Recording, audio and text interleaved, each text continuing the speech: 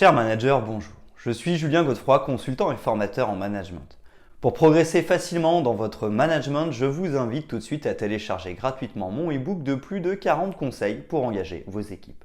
Vous trouverez le lien dans la description. Pensez aussi à vous abonner à ma chaîne YouTube pour consulter mes dernières vidéos.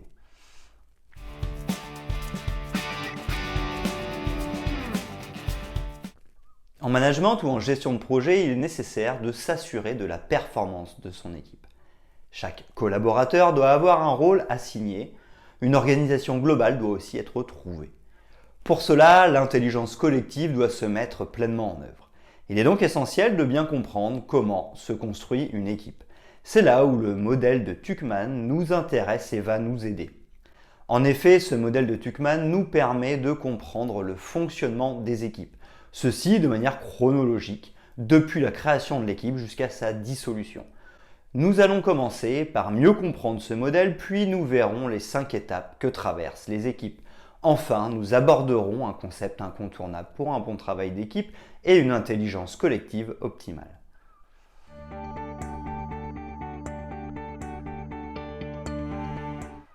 Modèle de Tuckman ou cohésion des équipes.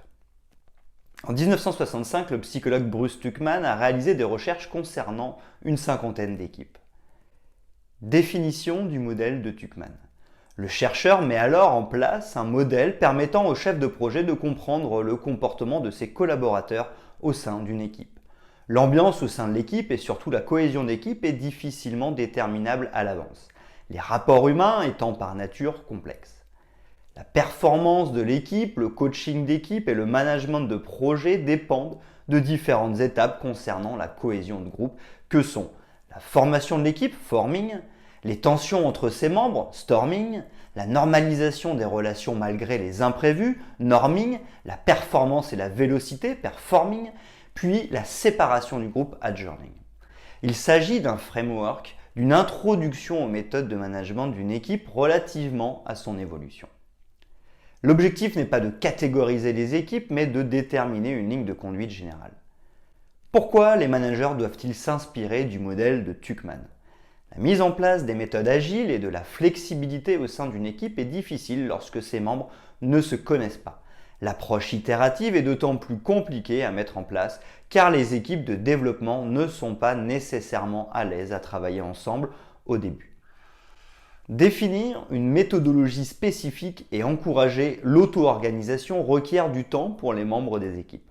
Utiliser une méthodologie adaptée, faire preuve de réactivité, apprendre à travailler ensemble et comprendre la démarche d'agilité de l'entreprise appliquée à un groupe sont autant de paramètres difficiles à mettre en œuvre. La cohésion d'équipe est un véritable challenge pour les managers lorsque les équipes sont nouvellement formées. Une entreprise plus agile doit donc s'imprégner du modèle de Tuckman pour parvenir à insérer de l'agilité dans ses rapports de travail et gérer les sprints des équipes avec succès. Les pratiques agiles ne sont possibles au sein des équipes que parce que le modèle de Tuckman est compris, intégré et permet l'avancement rapide des projets.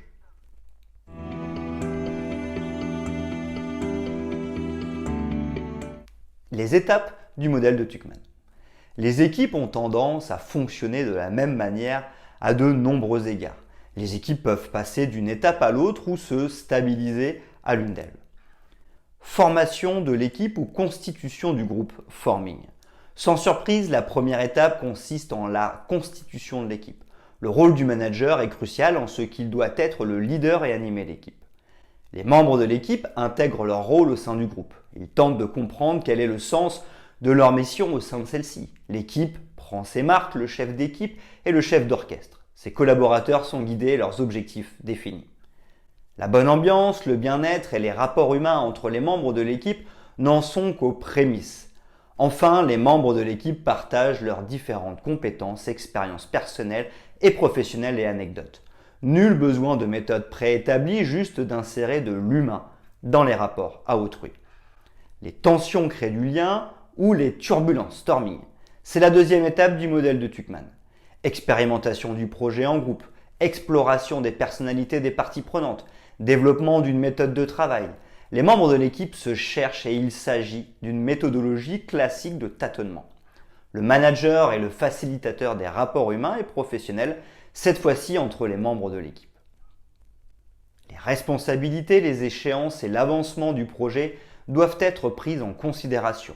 L'équipe subit des tensions, des collaborateurs perdent en bonne humeur et des conflits émergent en raison des frustrations liées aux équipes elles-mêmes ou au chef d'équipe jugé dans son management. L'équipe manque de recul, elle voudrait être plus productive et avoir l'agilité nécessaire. L'esprit d'équipe doit être encouragé au même titre que la valorisation du travail. Au sein de l'équipe, tous les collaborateurs sont invités à s'exprimer au nom de l'équipe et dans l'intérêt de l'entreprise. Il s'agit d'un passage clé d'une étape difficile à dépasser. Normalisation des relations, norming. Les langues se délient, les tensions s'apaisent et le calme revient. L'équipe comprend les limites. Les membres de l'équipe acceptent les rôles qui leur sont assignés. Ils peuvent être fiers de maîtriser la méthodologie mise en place et se dotent d'une organisation agile. Le sentiment d'appartenance à une équipe est fort, les membres sont fiers de leur réussite et de leur succès. La structure est reconnaissante de leur travail. Les équipes dont les conflits ont lieu puis sont résolus sont d'autant plus performantes et dynamiques. Ce qui conduit à la troisième étape selon le modèle de Tuckman. L'équipe arrive au sommet, à son apogée à l'instar d'un cycle en V retourné. Pour parvenir à cette étape, les équipes doivent itérer leur processus d'organisation, faire preuve d'un développement itératif de leur méthodologie agile et définir les étapes de la gestion de projet dans un planning. Mettre en œuvre un tel niveau d'agilité au sein des équipes requiert du temps, de la témérité, de la patience, de la confiance. L'équipe grandit dans sa maturité, les événements informels comme le café et les croissants du matin, les déjeuners en extérieur et même les bières après le travail sont autant de moments essentiels. Exécution, productivité et performance, performing. L'équipe dispose de liens solides et capable de coopération, agit vite et rapidement, prend des décisions éclairs et se comprend en 5 minutes tandis qu'auparavant elle avait besoin d'une bonne heure pour tirer au clair les informations requises. Les synergies apparaissent, le statu quo n'a plus lieu d'être, les collaborateurs comprennent et anticipent les rôles qui sont les siens pour les besoins de l'équipe. L'agilité est optimisée car les membres de l'équipe sont autonomes. Bonne dynamique de groupe, haut niveau de productivité, performance à son comble, les membres de l'équipe s'expriment librement, font preuve de créativité et sont force de proposition. Le rôle du manager est de s'assurer de la qualité des interactions et du bien-être de chacun des membres de l'équipe. Félicitez régulièrement vos collaborateurs pour le travail accompli, le travail d'équipe et les salariés dans leur individualité. L'équipe n'est pas amenée à évoluer mais doit continuer sur sa lancée, rester optimisée de cette façon. Dissolution, adjourning.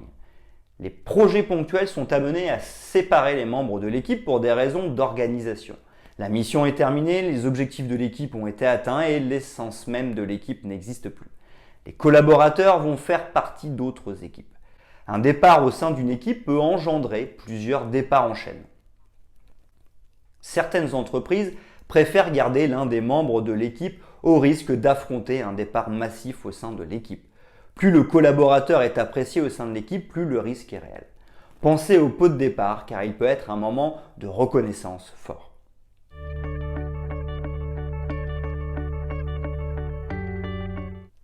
Le facteur de la transparence dans le travail d'équipe. Il est nécessaire, surtout en tant que manager ou chef d'entreprise, de faire preuve de transparence à l'égard de son équipe. Il peut s'agir de transparence concernant les départs, concernant le turnover, concernant les objectifs fixés, concernant la conjoncture.